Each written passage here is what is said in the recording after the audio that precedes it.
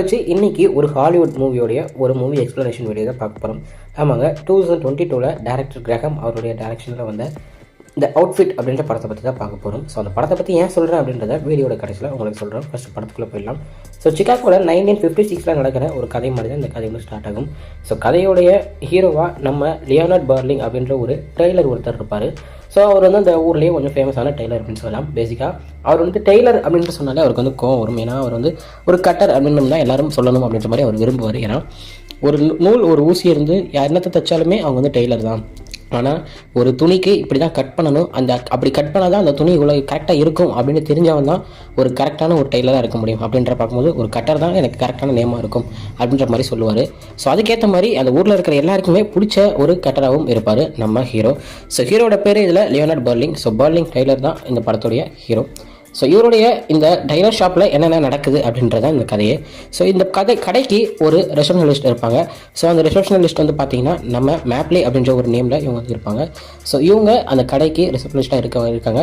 So டெய்லியுமே இவருக்கு வந்து பார்த்தீங்கன்னா எப்படியும் ஒரு 10-15 கஸ்டமர்ஸ் வந்துட்டு போக இருப்பாங்க. ஸோ அவ்வளோ ஒரு ஃபேமஸான ஒரு டைலர். ஸோ அப்படி இவருக்கு எல்லாருமே வந்துட்டு இருக்கிற டைமில் இவருக்கு ஒரு நீண்ட கால ஒரு ஃப்ரெண்டு ஒருத்தர் இருப்பார். இந்த கடை ஆரம்பித்த புதுசில் அவர் தான் வந்திருப்பார். ஸோ அவருடைய பேர் ராய் பாயில். ஸோ அவர் வந்து அந்த ஏரியாவிலே ஒரு மிகப்பெரிய ஒரு கேங்ஸ்டர்.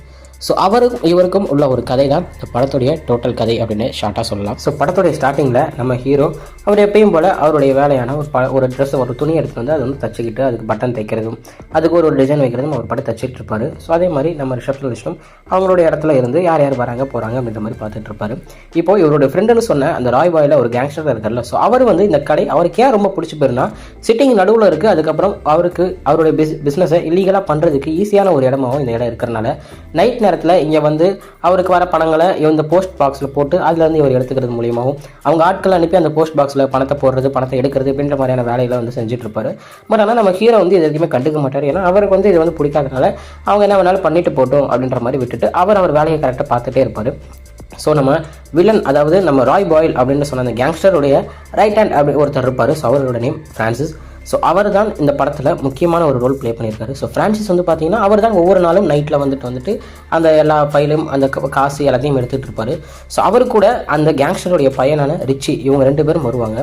இங்கே தான் படத்தில் ஒரு சின்ன சேஞ்சாக இருக்கும். நம்ம அந்த கேங்ஸ்டரோட பையனான ரிச்சியும் இந்த கடையோட ரிசப்ஷனிஸ்டாக இருக்கிற மேப்லேயும் லவ் பண்ணிகிட்டு இருப்பாங்க. இது வந்து இவர் ரொம்ப நாளாகவே வந்து நோட் பண்ணிகிட்டு இருப்பார். பட் இருந்தாலும் டவுட் பண்ணாமல் அவங்ககிட்டையும் எந்த கேள்வியும் கேட்காம அவரும் விட்டுருப்பார். அவர் வந்து இந்த ஹீரோ இந்த பொண்ணை வந்து ஒரு அப்பாவாக தான் அவர் வந்து பொண்ணை வளர்த்துட்டு வருவார். இந்த பொண்ணை பார்த்துட்டு இந்த கடையில் வேலையும் கொடுத்துருப்பாரு. ஸோ அவர் வந்து ஓகே எங்கே போய் முடியுது பாப்பா அப்படின்ற மாதிரி அவரும் விட்டுருவார்.